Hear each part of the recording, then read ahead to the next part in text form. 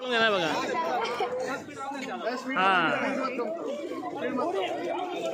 आपण म्हणतो की सिलेंडर आग लागल्यावर ब्लास्ट होते व डायरेक्ट ब्लास्ट होत नाही। सिलेंडर जोपर्यंत पूर्ण हीट होत नाही तोपर्यंत ब्लास्ट होत नाही। तर त्याला आपण हीट होण्याच्या आधी जर आपण असे आग विझवली तर आपण कंट्रोल करू शकतो।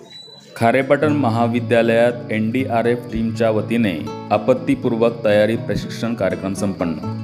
खारेपाटण येथील कला, वाणिज्य आणि विज्ञान महाविद्यालयात राष्ट्रीय सेवा योजना, आजीवन अध्ययन व विस्तार विभाग NCC व विद्यार्थी कल्याण समिती यांच्या संयुक्त विद्यमाने आपत्तीपूर्व तयारी प्रशिक्षण कार्यक्रमाचे आयोजन करण्यात आले होते। यावेळी राष्ट्रीय आपत्ती निवारण पथक NDRFच्या जवानांनी प्रात्यक्षिकांच्या माध्यमातून विद्यार्थ्यांना मार्गदर्शन केले। इन्स्पेक्टर RJ यादव यांनी आपत्तीपूर्व तयारीचे महत्त्व पटवून देत प्रत्यक्ष प्रात्यक्षिकासह प्रशिक्षणाची सुरुवात केली। क्या सुनामी आ जाता है, अगर स्कूल में आप हो तो सबसे पहले आपको ही आप खुद को क्या करना पड़ेगा, बचाना पड़ेगा। तो वही है जो बचाने के लिए आपके पास क्या होना चाहिए, जोश होना चाहिए, ना कि डर होना चाहिए। अगर डर रहेगा तो कोई भी आप डिजास्टर आएगा तो क्या होगा, आपको उसको क्या कर नहीं कर पाओगे। लाइफ बॉय की कैपेसिटी कमी 340 किलो, 340 से 360 किलो का वजन कैपेसिटी है। 340 म्हणजे कमी 3 व्यक्ती अनलिमिटेड टाइमपर्यंत होतील ते लोक पाण्यावर होऊ शकते। पकडण्याची तरतूद अशा प्रकारे, त्याच्यावर आपण जंप मारायचा नाही। ज्या ठिकाणी आपल्याला कोणी रेस्क्यू करण्यासाठी आलं, लाईफ बॉय जर आपल्यापाशी भेटलं गेलं तर आपलं काम आहे की त्याला कशा प्रकारे पकडायचं, जसं उस्ताने पकडले त्या प्रकारे, ना की त्याच्यावर उडी हाणायची किंवा मग त्याला त्याच्यामध्ये घुसायचं असं नाही। का जेवढं फ्लोटिंग डिव्हाइस कागद आहे तेवढं ते पण काय धोक्याचं आहे। त्याच्यासाठी पकडण्याची प्रक्रिया अशा प्रकारे आहे। त्यानंतर एक लाईफ जॅकेट असतं। लाईफ जॅकेटचं कमीत कमी 140 किलो वजन कॅपॅसिटी येते। 140 किलो वजन कॅपॅसिटी नंतर त्याची 72 घंटे म्हणजे 72 हॉर्स तक त्याची कॅपॅसिटी आहे। म्हणजे पाण्यामध्ये एखादा व्यक्ती जर घालून गेला तो पाण्यावर तरंगत असेल तो 72 घंट्यापर्यंत त्याला काही होणार नाही, तो पाण्याच्या वरच तरंगत आहे। या अशा प्रकारे आपण ते जॅकेट घालायचं। आता आपण बोटिंग करायला जेटीवर गेला असाल तर तुम्हाला ते काही नवीन नाहीये, समुद्र किनारा जेटी हे काही नवीन नाहीये। त्यामुळे तुम्ही ज्या वेळेस गेला असता तर लाईफ जॅकेट घातलं गेलं असतं। का लाईफ जॅकेट घातलं गेलं असतं, जर चुकून कधी बोट पडली झाली, जर तुम्ही पाण्यामध्ये पडले तर आरामशीर न पोहता येणाऱ्या व्यक्तीला सुद्धा किनाऱ्यावर आरामशीर येता येते। याच्यासाठी हे लाईफ जॅकेट आपल्याला घालता आलं पाहिजे। म्हणून तुमच्यामध्ये जे विद्यार्थ्याला समोर बोलवलेलं आहे त्या ठिकाणी अशा प्रकारे आपण लाईफ जॅकेट घातल्यानंतर 72 घंट्यापर्यंत कमीत कमी 72 घंट्यापर्यंत जास्तीत जास्त त्याच्या पाण्याच्या हिशोबाने काय होतं आपण सर्वाईव्ह करू शकतो। आणि माणसाला पाण्याच्या किनाऱ्याला यायला कमीत कमी 15 ते 20 मिनिटं भरपूर झाली। जर एखाद्या भक्ताही जर नसेल तो खाली तरंगला तरी पण काय होईल, 15 ते 20 मिनिटापर्यंत तो किनाऱ्यावर येईल। आणि लाईफ जॅकेट असं आहे की आपल्याला बुडू देणार नाही।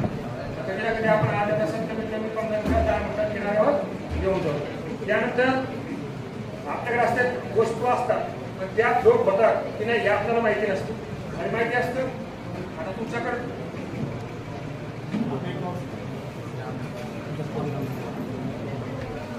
काही वस्तू अशा असतात, थर्मोकॉल झालं, जसं आपण फ्रीज घेतलं किंवा इलेक्ट्रॉनिक एखादी वस्तू घेतली किंवा आपल्या अशी काचेची वस्तू घेतली, त्यामध्ये पॅकिंगला थर्मोकॉल येतं। ते थर्मोकॉल एका माणसाला सफिशियंट पाण्यावर फ्लोट होऊ शकतं। तर आपण काय केलंय, एक आपल्याकडे असती बोरी असते पॅकिंग केली, त्यामध्ये थोडंसं मॉडिफाईड केलं आणि काय बनवलं, लाईफ जॅकेट बनवलं। त्याला 2 स्ट्रीप दुकानातून 2 स्ट्रीप घेऊन आलो आणि त्या आपण त्याला लावले। ते अशा प्रकारे लाईफ जॅकेट घातल्याच्यानंतर आपण अशा प्रकारच्या लाईफ जॅकेटवर पण जर पूर आला तर आपण फ्लोट आरामशीर होऊ शकतो।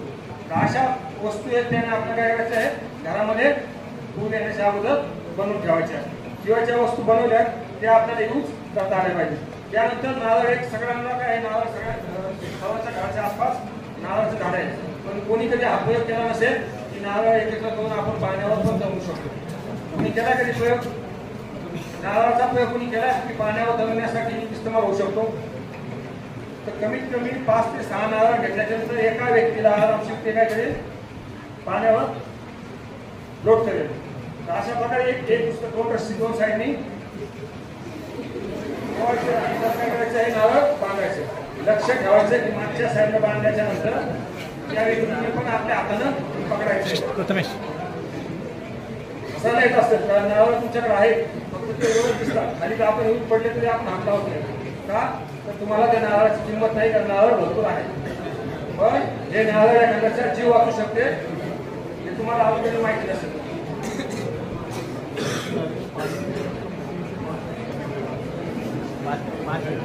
आता या ठिकाणी आपल्याकडे पाण्याची बॉटल असते. जसं आपण पाणी घेतो 1 लिटरची बॉटल असेल, 2 लिटरची असेल, तर आपण काय करतो, पाणी फेकून देतो. पाणी घेतो आणि फेकून देतो. पण हीच एक पाण्याची बॉटल जर पूर आल्याच्या नंतर एखाद्याचा जीव वाचू शकते. एक नाही, जर एखाद्याला पोहता येत असेल, त्याच्या सोबत जो न पोहणारा आहे त्याला सुद्धा त्याचा जीव वाचवला जातो. आता तुम्ही म्हणाले 5 बॉटल किती छोटा बॉटल आहे, त्याने एका माणसाने कसा वाचू शकतो. तर पाण्याचा एक नियम आहे, 1/3 पाण्यामध्ये गेल्यानंतर जर जो बी व्यक्ती आहे, जसं काय होतं 1/3 वजन होतं. जर एखाद्या व्यक्तीचं 60 किलो वजन आहे, तर त्याचं किती किलो वजन पाण्यामध्ये 20 किलो. आता तुम्ही मला एक सर आले होते, त्यांनी बोलले की पाण्यामध्ये 20 किलो होतं, काय वजन काटा घेऊन जा आणि एखाद्याला वर बसवतात. आता चेक करू आपण सर होतंय का नाही, तसं नाही.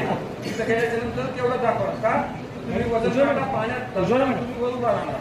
अरे बरोबर नाही, वजन काटा पाण्यात धरणार तुम्ही वर उभा राहणार. तसं नाही, पाण्यात गेल्याच्या नंतर ती गोष्ट सांगतो. आणि एक बॉटल काय करेल, एक बॉटल कमीत कमी 4 किलो वजन कॅरी करते. एक बॉटल कमीत कमी किती करते, 4 किलो. तर जर व्यक्तीचं 20 किलो वजन आहे, तर कमीत कमी 5 ते 6 बॉटल एका व्यक्तीला सफिशियंट होतात. किती व्यक्तीला, एका व्यक्तीला. अशा प्रकारे या ठिकाणी बांधायचं आहे. त्यानंतर आपल्याकडे किनी असतात 5 किलो 10 किलो किंवा ऑइलच्या किनी असतील. ऑइल असतं ना 5 किलोचे किनी, ते अशा प्रकारे आपण बांधायचं. अशा प्रकारे बांधल्याच्या नंतर घट्ट बांधायचे. त्याचं जे झाकण आहे ते देखील काय करायचं आहे, एकदम घट्ट बांधायचं.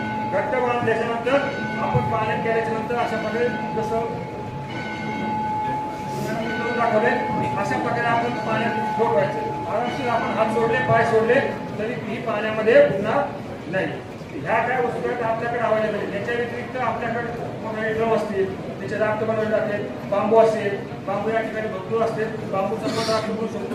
त्यानंतर आपले जे फुटबॉल असतील, व्हॉलीबॉल असतील, ते 2 बॉल जरी आपण एकत्र बॉटल बांधल्या त्या प्रकारे जरी बांधले तरी पण आपण पाण्यावर आरामशीर लोट होऊ शकतो. हे सर्व समजलं आपल्याला, शेवट समजलं, समजलं अगोदर स्टेप बाय स्टेप चालतात, म्हणजे या खटीवर नको हळवत आहे, बरोबर ना. स्टेप बाय स्टेपच शिकायचं आपल्याला, तेव्हा आपल्याला हे डोक्यात येईल.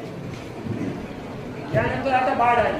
आता याच्या अगोदर बाढ आल्याच्या अगोदर आता जर आतमध्ये आहोत, तर बाढ आल्यानंतर स्कूलमध्ये आपण आल्यानंतर जेव्हा पावसाचा दिवस असते, तर स्कूलमधून जाण्या वेळेस आपण आपल्याकडे कमीत कमी छत्री म्हणा, रेनकोट म्हणा, या वस्तू अवेलेबल पाहिजे.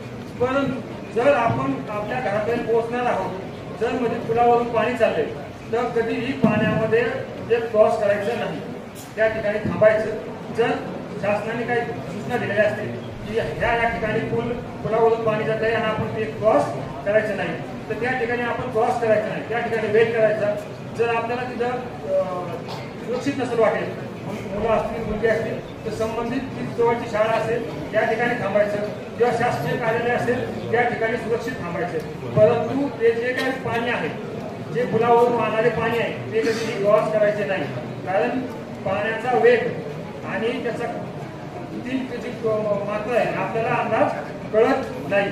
कारण पूर आल्याच्या नंतर जे पुलावरून पाणी जातं त्याने अशा भरपूर काही घटना झालेल्या आहेत. आता सिंधुदुर्गमध्ये आमची टीम एक जणांना गेली होती, रात्रीचा टाईम होता, गाडीवरून 2 जण चालले होते, ती गाडी स्लिप झाली, प्रवाहामुळे स्पीडमुळे काय झाली, स्लिप झाली, त्यांना पाण्याचा अंदाज आला नाही आणि ते काय झाले, एक जण वाहून गेला, एक जणाला थोडंसं पोहता येत होतं, त्यानं पण असे तुमच्यासारखे प्रोग्राम पाहिले असतील किंवा त्यानं कुठेतरी माहिती घेतली असेल, तर तो त्याच्या पद्धतीने एक नवीन टेक्निकने तो काय झाला, किनाऱ्यावर गेला आणि रात्रीच जाऊन गावातल्या लोकांना सांगितलं. तर तो जो एक व्यक्ती होता त्याला काहीही माहिती नव्हतं, तो वाहून गेला. आपल्याला सर्वप्रथम काय करायचं, जे रक्त आहे, ब्लड आहे, ते काय करायचं, थांबवायचं. काही पण इंजुरी झालेली असेल, तुम्ही जेममध्ये असतात, गाडीवर जाताना ऍक्सिडेंट झालेला असेल किंवा कोणती इन्सिडेंट झालेला असेल, त्या ठिकाणी कोणत्याही व्यक्तीला जर काही इंजुरी झाली तर त्याला सर्वप्रथम आपल्याला काय करायचं आहे, ब्लडला थांबवायचं. तर ब्लडला थांबवण्यासाठी 4 जनरल आपण इस्तेमाल करू शकतो. किती? 4 मेथड. सर्वप्रथम मेथड आहे डायरेक्ट प्रेशर. डायरेक्ट प्रेशर म्हणजे आपल्याकडे वॉचपीस असेल, कॉटन असेल, जर आपल्याला ऑन इन्सिडेंट साईड काय आपल्याकडे अवेलेबल नाही आहे, जसं महिला आहेत, सॉरी मुली आहेत, या ठिकाणी मुलं आहेत, तर मुलींकडे काय असतं, स्कार्फ असतं, रुमाल पट्टा असतो, स्कार्फ असतो. स्कार्फ जो स्कार्फ आहे त्याला फोल्ड करून त्या ठिकाणी त्या जखमेवर दाबून आपण धरू शकतो. त्यानंतर मुलं जे सर्वांकडे रुमाल असतो, साफ रुमाल घ्यायचा आणि त्या जखमेवर दाबून धरायचं. ब्लड ब्लॉक होण्यासाठी म्हणजे ब्लड थांबण्यासाठी कमीत कमी 6 ते 7 मिनिट काय असतो आपल्याला वेळ असतो. म्हणजे शरीर त्या 7 मिनिटामध्ये प्रोसेस करतं ब्लड थांबवण्याचं. पण जर आपण डायरेक्ट प्रेशर जर केलं तर ब्लड थांबण्यास मदत होते. जर आपल्या हाताला लागला असेल, पायाला लागला असेल, तर आपण काय करायचं, जर डायरेक्ट प्रेशरने सुद्धा जर ब्लड थांबलं नाही तर आपण काय करायचं आहे, एक दुसरा मेथड इस्तेमाल, इलिव्हेशन.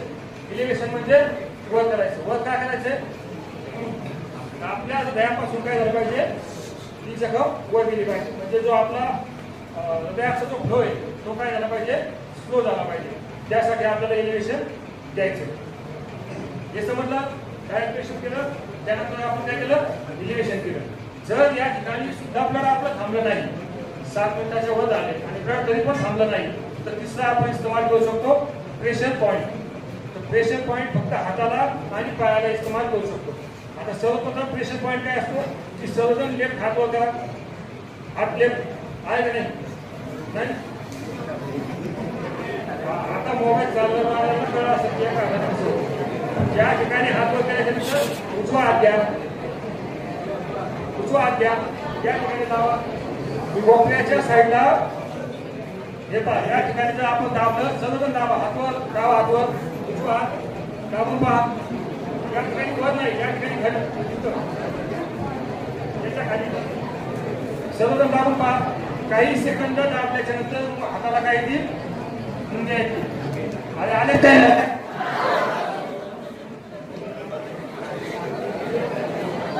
आले की नाही आले,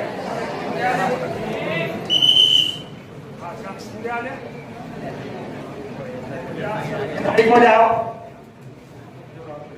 मध्येच मुंग्या येऊन गेल्या ना, तुम्हाला तर आलेलं आहे पण ते माईक मध्ये येऊन गेल्या मुंग्या. अरे आले ना, आवाज येतो आता. तर या ठिकाणी का आपल्याला दाबायचं आहे, जी मेन आपली आर्टरी असते ती आर्टरी दाबल्याच्या नंतर, आर्टरी आपल्याला दाबल्याच्या नंतर आपलं ब्लड सर्क्युलेशन समोर जाणारं जे ब्लड आहे ते काय होतं, स्लो होतं. स्लो झाल्यानं पण आपलं काय होईल, ब्लड थांबलं जाईल. तर ज्यावेळेस आपल्याला हाताला मुंग्या येतात तर तेच म्हणजे काय होतं, ब्लड आपलं समोर जाणं बंद झालंय.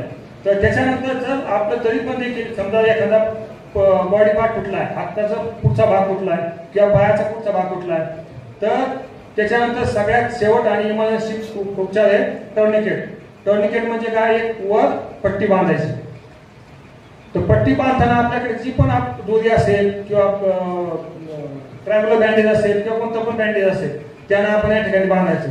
सर्वप्रथम आपण ध्यान द्यायचं, एक गाठ मारायची, त्या ठिकाणी पेन किंवा अशी काही एखादी वस्तू ठेवायची, त्याच्यानंतर पण दुसरी एक गाठ मारायची.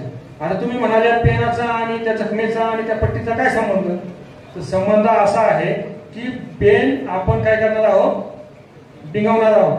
जसं घरी पाहिलं असेल तुम्ही, तर मुलांनी जास्त पाहिलं असेल की एखाद्या ठिकाणी तार बांधतात ना, बाइंडिंग तार. तर बाइंडिंग तारला आपण काय करतो, खेळा घालून असं बिघवतो. का बिघवतो, ते टाईट होण्यासाठी. तर तोच हा प्रकार आपण काय समजायचं इथं, पेन कसा लावलाय, टाईट होण्यासाठी आणि पुन्हा लूज करण्यासाठी. लूज याच्यासाठी करायचंय की आपला भाग, पुढील जो भाग आहे तो निकामा होऊ नये. का निकामा होऊ नये, तर ब्लड पूर्णतः बंद झालं तर काय होईल, आपलं ते पार्ट काय होईल, निकामा व्हायला सुरुवात होईल. त्याच्यासाठी सर्क्युलेशन पण होणं गरजेचं आहे. त्याच्यासाठी पेन ठेवायचा, एक 5 मिनिटांना पुन्हा पेन लूज करायचा आहे, पुन्हा 1 मिनिटाच्या काही सेकंद ठेवायचा आहे, पुन्हा काय करायचं, टाईट करून ठेवायचा. यानं काय होईल, ब्लड पूर्णतः बंद होईल. हे समजलं तुम्हाला, हे कळलं तुम्हाला, नाही कळलं, नाही कळलं, कमीत कमी कळलं तर बोलतो. तर हे काय करायचं, इमर्जन्सी मध्ये आपण इस्तेमाल करायचं. नाही तर तुम्ही बोटाला लागले किंवा बोट तुटलंय, रक्त निघतंय, लगेच टर्निकेट करायचं नाही. त्या ठिकाणी आपण एलिव्हेशन देऊ शकतो, त्या ठिकाणी डायरेक्ट प्रेशर देऊ शकतो, प्रेशर पॉईंट आपण त्या ठिकाणी देऊ शकतो. त्याच्यानंतर जर अशा काही घटना होतात, अशा काही इंजुरी होती की त्या ठिकाणी ब्लड बाहेर येत नाही, जसं डोक्याला लागलं तर मोठं टेंगूळ येतं. टेंगूळ येणं म्हणजे काय झालं, इंटरनल ब्लडिंग झालं. ब्लडिंग होण्याचे दोन प्रकार असतात, एक इंटरनल आणि एक एक्सटर्नल. आता ह्या ज्या काही जखमा झाल्या त्या काय त्या एक्सटर्नल मध्ये आल्या, आणि जे आतमध्ये जे ब्लडिंग होतं त्याला इंटरनल ब्लडिंग म्हणतात. जसं आपल्याला डोक्याला लागलं त्यानंतर टेंगूळ होतं, गुडघ्याला लागलं, पायाला लागलं, हाताला लागलं, त्या ठिकाणी स्किन कशी होती, निळी होती, ब्ल्यू होती, या म्हणजे ब्लॅक कलरची स्किन होती. ते काय होतं, आपलं इंटरनल ब्लडिंग होतं. तर त्या ठिकाणी आपल्याला एक मेथड आहे रेस्ट म्हणून. रेस्ट म्हणजे आजचं रेस्ट सॉरी राईस मेथड आहे. तर त्याच्यात आजचं काय आहे, रेस्ट आहे. आयचं आईस, सीचं कम्प्रेशन, ईचं इलिव्हेशन. रेस्ट म्हणजे कोणतंही त्या व्यक्तीचं मुवमेंट होऊ द्यायचं नाही. आई म्हणजे आईस म्हणजे बर्फ जर असेल तर त्या ठिकाणी सुरलेल्या भागाला आपण बर्फ लावायचा आहे. त्यानंतर कम्प्रेशन म्हणजे काय की त्या ठिकाणी आपण पट्टी बांधून ती जखम वाढू नये यासाठी काय करायचं, आपण ती बांधून आपण ठेवायची. त्याच्यानंतर इलिव्हेशन, जर पायाला लागलेलं असेल, हाताला लागलेलं असेल तर त्या व्यक्तीला खाली सुपाईन पोझिशन म्हणजे खाली या ठिकाणी तोंड वर करून पाठीवर आपण झोपायचं आहे, आणि पायाला जर लागला असेल तर पाय 20 ते 30 सेंटीमीटर वर करायचे. जर हाताला लागलेला असेल तर बस त्या ठिकाणी हात काय करायचं, थोडासा इलिव्हेशन द्यायचं आहे. हे समजलं. जर आता आपल्याला याच्या व्यतिरिक्त जर आपल्याला डोक्याला इंजुरी झालेली असेल किंवा मग वेगवेगळ्या पार्टला इंजुरी झाली असेल तर आपल्याला त्या ठिकाणी ड्रेसिंग आणि बँडेजिंग करायची. तर ड्रेसिंग म्हणजे काय, जी पण जखम झालेली आहे, जी पण जखम झाली तिला साफ करायचं. त्या ठिकाणी एखादं लोशन म्हणा, डेटॉल म्हणा, सेव्हलॉन म्हणा, जे पण तुमच्याकडे अवेलेबल आहे अँटीसेप्टिक लोशन किंवा क्रीम असेल ती त्या ठिकाणी लावायची, आणि ते झाकण्यासाठीची प्रक्रिया करतो आपण, त्याला काय म्हणायचं, बँडेज. आता या ठिकाणी जर तुम्हाला हेड इंजुरी झालेली आहे तर सगळ्यात पहिलं काय करायचंय, आपली ती जागा साफ करायची. साफ करण्यासाठी काय करायचंय, त्या ठिकाणचे केस आपल्याला कट करायचे. आपल्याकडे कैची असते, त्याला मेडिकल लँग्वेजमध्ये सीझर बोलतात. सीझरने आपण ते केस कट करायचे. आता याचे पण आपण काय करणार आहोत, केस काय करणार आहोत, काय करायचं सांगितलं मी आता, काढायचे. कोणाला वाटतं की केस कापायला पाहिजे, आता तो दोष दिसतो तुझा दिसतोय ना, तो ते काढतो. ठीक आहे. आता सध्या या ठिकाणी आपण काय करणार आहे, फक्त केस न कापता आपल्याला कसं बँडेजिंग करायचं ते आपल्याला दाखवलं जाईल. सर्वप्रथम वॉशपीसनं आपण ती जखम आहे ती क्लीन केल्याच्या नंतर आपण त्या ठिकाणी ठेवायची. रक्त थांबण्यापर्यंत आपण राईट प्रेशरनं त्या ठिकाणी दाबून धरायचं. दाबून धरल्याच्या नंतर कॉटन बँडेज घ्यायचे. 2 कॉटन बँडेज या ठिकाणी आपल्याला घ्यावं लागतील. किती? 2 कॉटन बँडेज. 2 cotton bandage. एक कॉटन बँडेज काय करायचं, मागून पुढे घ्यायचं, दुसरं त्या ठिकाणी गोल करायचं. सर्वजण लक्ष द्या, बोलू नका. एक समजून घेतल्याच्या नंतर दुसरी पुन्हा वरून घ्यायची. म्हणजे 2 बँडेज जर असतील, एक समोरून एक वरून, म्हणजे पूर्णतः आपला एक टोप केल्यासारखं आपल्याला ते हेड इंजुरी काय करायची आहे, पूर्णतः बँडेजिंग करायची.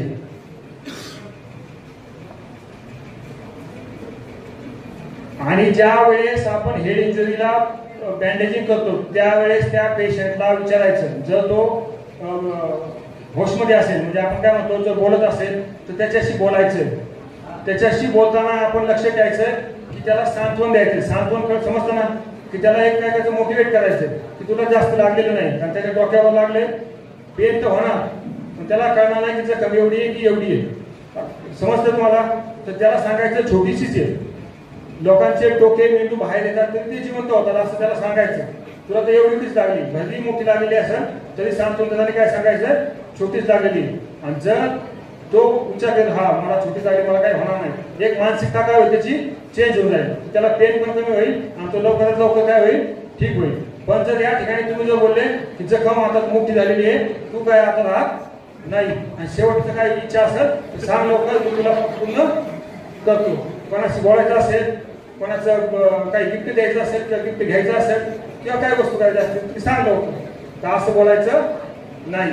भला तो आपला मित्र असो, दुश्मन असो किंवा कुणी असो, तर त्याला सर्वप्रथम काय करायचंय, ती जखम झाली त्याचं त्याला फील होऊ द्यायचं नाही. आणि जर का फील होऊन दिलं तर तो तुम्ही बँडेज केलं तरी तो तुझं फील होऊन जाईल. होईल का नाही होईल? हा. या ठिकाणी अशा प्रकारे आपल्याला काय करायचंय, पूर्णतः बँडेज मागं पूर्ण बँडेज केल्याच्या नंतर मागं क्लिप असेल किंवा आपल्याकडं सर्जिकल टेप असेल तर त्यानं काय करायचं आपण चिकटवायचं किंवा त्या ठिकाणी आपण काट मारायची.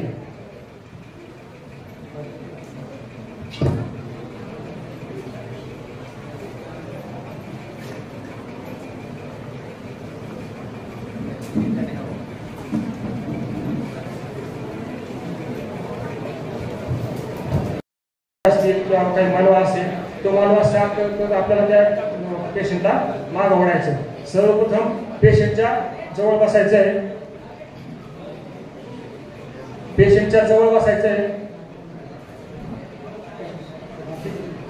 पेशंटच्या जवळ बसायचं आहे. त्याचे जे समोरचे बटन असेल ते खोलायचे.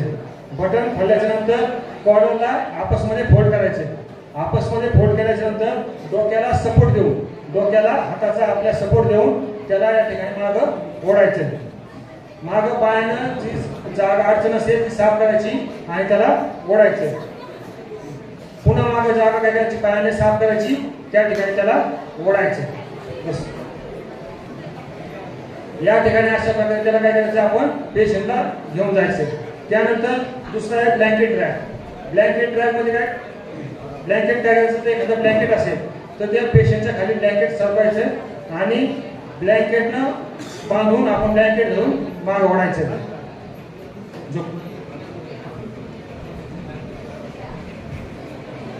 या ठिकाणी लक्ष द्या. आता तुम्ही म्हणाल की एखादा पेशंट आहे तो झोपलेला आहे बेशुद्ध आहे त्याला ब्लँकेटनी कसं उचलायचं तर त्याची टेक्निक आहे. ब्लँकेट काय करायचं अशा प्रकारे फोल्ड करायचे. त्याच्यापाशी जवळ त्याच्या घेऊन जायचं. घेऊन गेल्याच्या नंतर त्या पेशंटला काय करायचंय आपल्या साईडला ओढायचं. आपल्या साईडला ओढायचं. ओढल्यानंतर ब्लँकेट समोर ठेवायचं.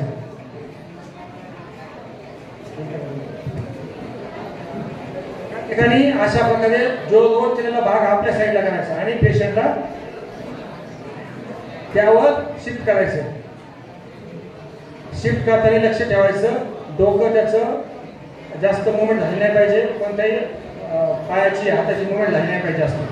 त्यानंतर ब्लँकेट सरळ करायचं आणि पायाच्या साईडला काय करायचं पुन्हा बांधायचं.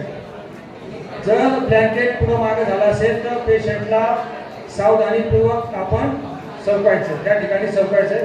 सरकल्याच्या नंतर मागचे जे दोन कोण आहेत ते अशा प्रकारे बांधायचे आहेत. मुलांना लक्ष द्या. याच्यात खरं तुम्हाला चुकून घेऊन जायला पाहिजे. दोन मागचे जे दोन कोण आहेत ते पायाला एकदा फिक्स करायचे. त्यानंतर समोर जाऊन बसायचं. जसं आपण शर्ट ड्रॅग केलं होतं तसं समोर बसायचं आणि जी ब्लँकेट आहे त्या ब्लँकेटला हातामध्ये पकडून डोकं स्टेबल करायचं आणि सेम पोझिशनने आपण ओढायचं.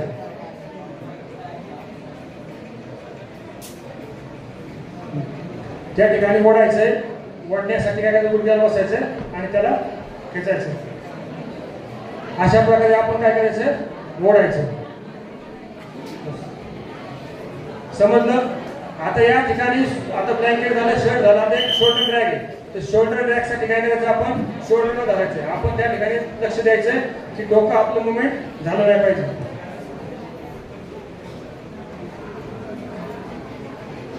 या ठिकाणी फक्त झोपलेल्या अवस्थेत असेल पेशंट फक्त शर्टला धरायचं नाही ब्लँकेटला धरायचं नाही तर त्याच्या काय करायचंय आपल्या या ठिकाणी शोल्डरला धरून आपण ओढायचं. या ठिकाणी शोल्डरला धरायचं आणि आपण ओढायचं. हे झाले इमर्जन्सी. नॉन इमर्जन्सी मध्ये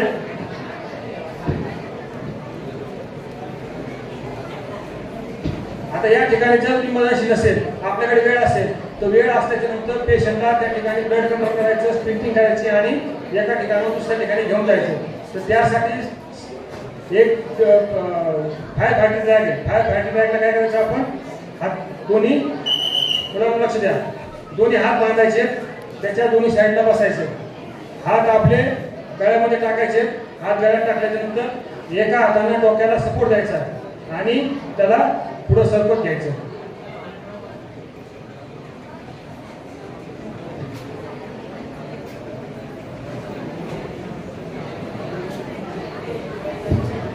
या ठिकाणी डोक्याला सपोर्ट द्यायचा आणि या ठिकाणी समोर सरकत घ्यायचं.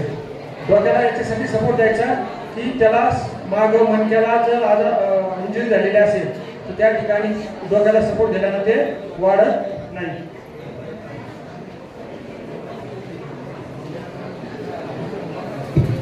आता याच्या ठिकाणी जर एखाद्या मुलाला घेऊन जायचंय तर त्याला आपण त्याची प्रोसेस काय 1 हँड 2 हँड 3 हँड 4 हँड एवढं सांगायची गरज नाही. आपण फक्त 2 प्रकार पाहू, त्यानं आपण काय कोणत्याही मुलाला आपण एका ठिकाणाहून दुसऱ्या ठिकाणी घेऊन जाऊ शकतो. सर्वप्रथम 1 हँड असेल तर पेशंटला कसं उचलायचं, हात अशा प्रकारे बांधायचे, एकमेकाला बांधायचे, ना की असे हात कसे बांधायचे, एकमेकाला बांधायचे. ही काय होतं, मजबूती आपल्याला प्रदान करते. त्या ठिकाणी त्याचे दोन्ही हात खांद्यावर घ्यायचे आणि पायाला सपोर्ट देऊन आपण एका ठिकाणावर दुसऱ्या ठिकाणी आपण त्याला घेऊन जाऊ शकतो. यानंतर मला असं वाटतं मागच्याला समजलं, पुढच्याला काही समजलं नाही. समजलं? आता समजलं. एवढं तर समजलं भरपूर झालं. त्यानंतर फ्री हँड म्हणजे आपल्या 3 हाताचा उपयोग करायचा. जर एखाद्याला पायाला लागलेला असेल तर चौथा हात दुसऱ्या हाताकडे आपण चौथा हाताकडे पायाला धरायचं. 2 हँड धरण्याची प्रक्रिया अशा प्रकारे धरायचं. समजलं? अशा प्रकारे तो हात डाव्या हाताला धरला आणि ह्या उस्ताचा हात त्यांना पकडला. 3 हँड आले. 3 हातावर काय करायचं, पेशंटला बसायचं. आता हे समोर उभा असताना बसून दाखवतो, परंतु झोपताना पण आपण त्याला पकडू शकतो. आता हा हाताने का पाय पकडला तर ह्या पायाला लागलेला आहे, हा पाय हलवून आपल्याला द्यायचा नाही. त्यासाठी या प्रक्रियेने आपण काय करायचं, घेऊन जायचं. आता या ठिकाणी काय आहे, 4 हँड पण आपण करू शकतो. म्हणजे 4ही हाताने आपण काय करायचं, त्याला उचलून घेऊन जायचं. यामध्ये काय होतं की पेशंटला एका ठिकाणाहून जास्तीत जास्त लांब आपण घेऊन जाऊ शकतो. 4 हात धरण्याची प्रक्रिया कशी आहे, उजवा हात डाव्या हाताला पकडायचा. दोघांनी पण आपापल्या हाताला पकडलं का आपोआप त्याचं कनेक्शन होतं. आता हा वरून पाय टाकला जातो, परंतु आपल्याला काय करायचंय, त्या पेशंटच्या हात खाली जाऊन हात पकडून वर उचलायचे. तुम्हाला समजावं म्हणून हे काय केलं जातंय, वर त्याच्यामध्ये बसवलं जाते. परंतु पेशंटला काय करायचं, आपण खालीच हात घालून हात धरायचे आणि पेशंटला द्यायचा आहे. समजलंय तुम्हाला? या पोझिशनने आपण जास्तीत जास्त लांब आपण पेशंटला घेऊन जाऊ शकतो. असे भरपूर लिफ्टिंग मधूनचे प्रकार आहेत, पण वेळेअभावी काय जे मेन होते ते तुम्हाला सांगितले. आता या ठिकाणी जर एखाद्याचा जीव आपल्या समोर जात आहे, हार्ट अटॅकने म्हणा, श्वास घेतल्याने म्हणा, श्वास न येण्याने म्हणा, एखाद्याचा जीव समोर जर गेलेला असेल तर आपल्याला त्याला CPR देऊन जिवंत करता आलं पाहिजे. CPR म्हणजे काय, मुलांना लक्ष द्या. CPR कोणाला माहिती आहे? CPR काय? CPR कोणाला माहिती आहे? नाही माहिती. त्याच्यासाठी लक्ष द्यायचे. जर बोललात तर माहिती होणार नाही. आणि जर एखादा व्यक्ती तुमच्या समोर जर मरण पावला तर त्याला जर तुम्हाला CPR माहिती नसेल तर त्याला जिवंत करता येणार नाही. पण पुन्हा जर कधी तुम्हाला कळलं की CPR ने त्या व्यक्तीचा जीव मी वाचू शकत होतो तर तेवढं दुःख तुम्हाला कोणतंही होणार नाही. त्याच्यासाठी CPR काय असतो हे लक्ष द्या. सर्वप्रथम CPR काय, कार्डिओ पुल्मोनरी रिसुसिएशन म्हणजे हृदय आणि फुफ्फुसे त्याला पुन्हा जन्म करण्याची एक प्रक्रिया आहे.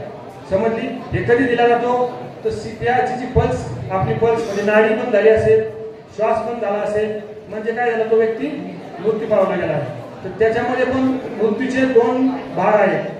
मृत्यूचे 2 भाग आहेत, एक क्लिनिकल डेथ आणि एक बायोलॉजिकल डेथ. क्लिनिकल डेथ कधी असतो की ज्या वेळेस त्याची पल्स आणि श्वास बंद होतो, त्यानंतर 4 ते 6 मिनिटं तो काय होतो, त्याचे रिकवर होण्याचे चान्सेस असतात. म्हणजे एखादी व्यक्ती मरण पावल्यानंतर 4 ते 6 मिनिटांचा तो पुनरुज्जीवित होण्याचे चान्सेस असतात. तर त्याला काय बोलतो आपण, गोल्डन पिरियड. पण जर त्या 6 मिनिटाच्या वर तो व्यक्ती गेला तर तो कशामध्ये कन्वर्ट होतो, बायोलॉजिकल डेथमध्ये म्हणजे जैविक मृत्यूमध्ये कन्वर्ट होतो. पण एवढं लक्षात ठेवा, जर 4 ते 6 मिनिटाचा आत जर CPR त्याला दिला तर तो व्यक्ती रिकवर होण्याचे जास्तीत जास्त चान्सेस असतात. पण बायोलॉजिकल डेथमध्ये काय ते चान्सेस बिलकुल नाके बरोबर असतात. त्याच्यासाठी काय करायचं, आपल्याला जर एखादी व्यक्ती समोर आली आहे, एखादी आपल्या समोर इन्सिडेंट झाला असेल त्या ठिकाणी परमिशन घ्यायची गरज नाही.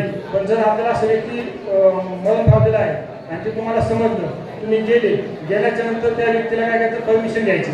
या व्यक्तीला काय झालं विचारायचं, तो सिनारिओ सांगत की काय कशामुळे झाले.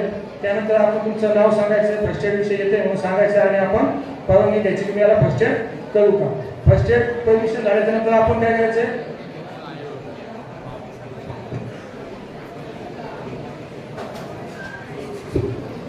या ठिकाणी आपण काय करायचं तर रिस्पॉन्स चेक करायचा. रिस्पॉन्स म्हणजे होऊ शकतो तो बेशुद्ध झालेला व्यक्ती कशाने पण बेशुद्ध होऊ शकतो, तो झोपलेला पण असू शकतो, किंवा आपण पाहत असाल दारू पिऊन एखाद्या व्यक्ती काय करतात रस्त्याच्या किनारी पडलेले असतात. म्हणजे याचा अर्थ असं नाही की तो पण काय आहे त्याला पण सीपीआर द्यायचा नाही, तो व्यक्ती काय होऊ शकतो बेशुद्ध पडू शकतो. तर आपल्याला सर्वप्रथम चेक करायचं आपल्याला की तो व्यक्ती जिवंत आहे की नाही.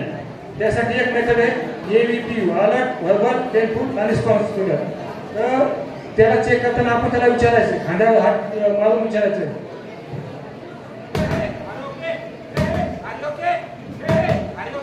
या ठिकाणी काय विचारलं, हे आले ओके, काय आपण ठीक आहात का, आपण ठीक आहात का. तुम्हाला मराठी येते मराठी बोलू शकता, हिंदी येते हिंदी बोलू शकता, उर्दू येते उर्दू मध्ये, कोणत्याही आपल्या लँग्वेज मध्ये लोकल लँग्वेज मध्ये कोकणीमध्ये विचारू शकता. ॲज अ प्रोसिजर आम्ही इंग्लिशमध्ये बोललो, तुम्ही पण एखाद्या गावातल्या मुलाला त्याला विचारतो ना इंग्लिशमध्ये, नाही तर तो कन्फ्युज मध्ये राहील. त्यासाठी लोकल लँग्वेज मध्ये पण आपण विचारू शकता. त्यानंतर जर रिस्पॉन्स नाही तर आपण EMS ला कॉल करायचं. EMS मतलब इमर्जन्सी मेडिकल सर्व्हिस म्हणजे ॲम्ब्युलन्स. 108 नंबरला कॉल करून सांगायचे, घटना सांगायची, ॲक्युरेट ॲड्रेस सांगायचा. ॲड्रेस सांगितल्याच्यानंतर आपण आपली पुढची कारवाई सुरू करायची. त्यानंतर एक प्रोसेस आहे CAB, चेक CAB मतलब C ने सर्क्युलेशन, A ने एअरवे आणि B ने ब्रीथिंग. सगळ्यात पहिले सर्क्युलेशन म्हणजे आपली जी पल्स आहे, तो पल्स 5 ठिकाणी मेजर आहे, बाकी पल्स आहे, पण सगळ्यात महत्त्वाची पल्स या ठिकाणी आहे, तिला काय बोलतात कॅरोटेड पल्स. सर्वजण हात वर करा, उजवा हात वर करा, आहे का नाही, आहे उजवा हात. 2 बोटं करा असे. जे आपला कंठ आहे त्या कंठाच्या हळूच साईडला घ्या. कंठ आहे कंठाच्या हळूच साईडला.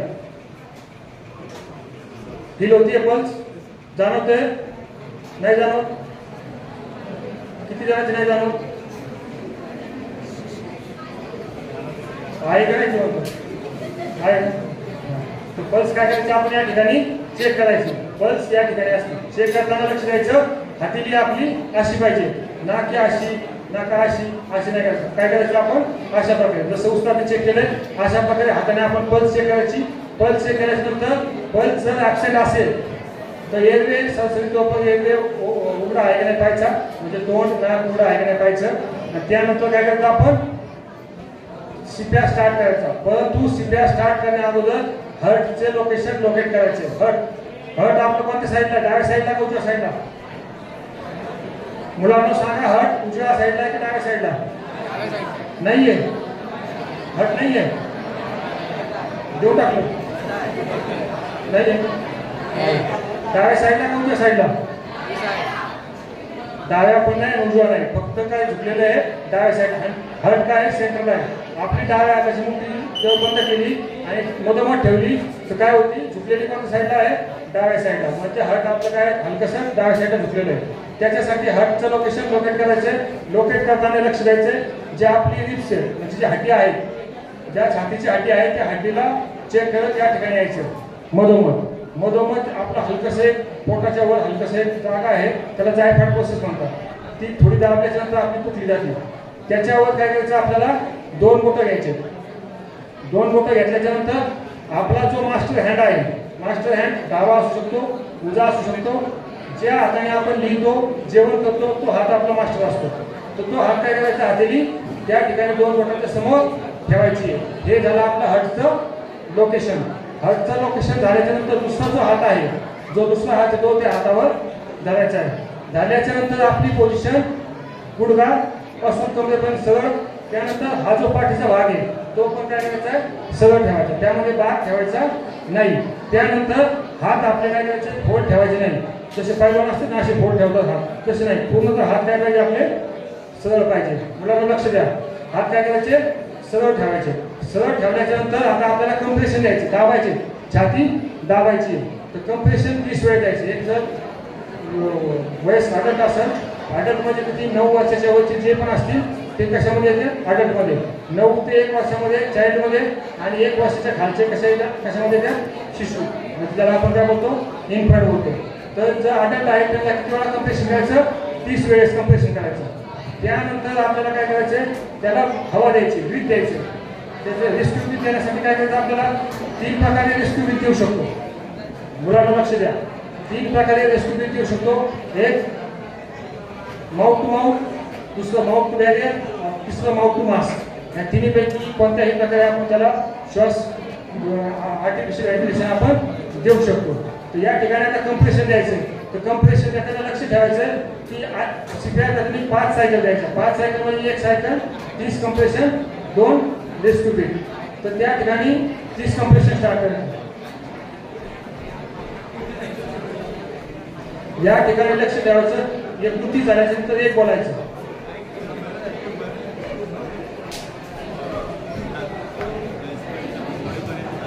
या ठिकाणी 30 कंप्रेशन दिलेलं आहे. आता दुसरा रेस्क्यू ब्रीथ द्यायचं. रेस्क्यू ब्रीथला मी सांगितलं mouth to mouth, mouth to barrier आणि माउथ टू मास्क. आता आमच्याकडे या ठिकाणी अवेलेबल आहे mouth to mask, mouth to barrier. बॅरियरमध्ये तुम्ही तुमचा रुमाल यूज करू शकता, मुली असतील तर स्कार्फ यूज करू शकता. फक्त हे कशासाठी की त्याला जे संक्रमण झालेलं आहे ते आपल्याला लागू नाही म्हणून. तर 2 वेळेस हवा घ्यायची आहे आणि त्याच्या तोंडात सोडायची आहे. आता तुम्हाला हा प्रश्न पडला असेल की आपण जर कार्बन डायऑक्साईड सोडतो तर समोरचा व्यक्ती कार्बन डायऑक्साईडने कसं काय जिवंत होऊ शकतो. तर त्याचं कारण असं आहे, इन्व्हायरमेंटमध्ये 21% ऑक्सिजन आहे. तर आपण तो सर्व ऑक्सिजन घेतला जातो, 5% कन्झ्युम करतो आणि 16% काय करतो, बाहेर सोडतो. तो 16% ऑक्सिजन काय करतो आपण त्या पेशंटला देत असतो. तो काय करतो, पेशंट 5% घेऊन 11% वापस करतो. याच्यामुळे तो आपण दिलेल्या श्वासाने काय होतो, तो जिवंत राहतो. अशाच 5 सायकल कंप्लीट करायचे. किती? 5 सायकल. तर प्रत्येक सायकलमध्ये 30 कंप्रेशन, 2 रेस्क्यू ब्रीथ फक्त आपल्याला द्यायचं आहे. आणि त्या ठिकाणी आपल्याला बॅरियर म्हणा, रुमाल म्हणा किंवा स्कार्फ म्हणा किंवा या ठिकाणी जर कंपनी मेड असेल फेस शील्ड, अशा प्रकारे आपल्याला श्वास देताना यूज करायचा आहे. तसंच जे चाइल्ड असतील, 1 ते 9 वर्षाची मुलं असतील, त्यांना आपण काय करायचं, एका हातानं द्यायचं. एक हात मागे लॉक करायचा आणि एका हाताने आपण पोषण द्यायचं. Same 30 compression, 2 rescue breath same द्यायचं. जो मास्टर हँड आहे ते एका मास्टर हँडीच आपण द्यायचं. सेम पोझिशन, एक हात मागं ठेवून आपण कंप्रेशन करायचं. त्यानंतर सेम 30 कंप्रेशन द्यायचं. त्याच्यानंतर चाइल्ड असतं, चाइल्डला काय करायचं असतं, हातावर घेऊन या 2 बोटांना आपण हे करायचं असतं. चाइल्ड इन्फंटला 2 बोटांना आपण कंप्रेशन करायचं असतं.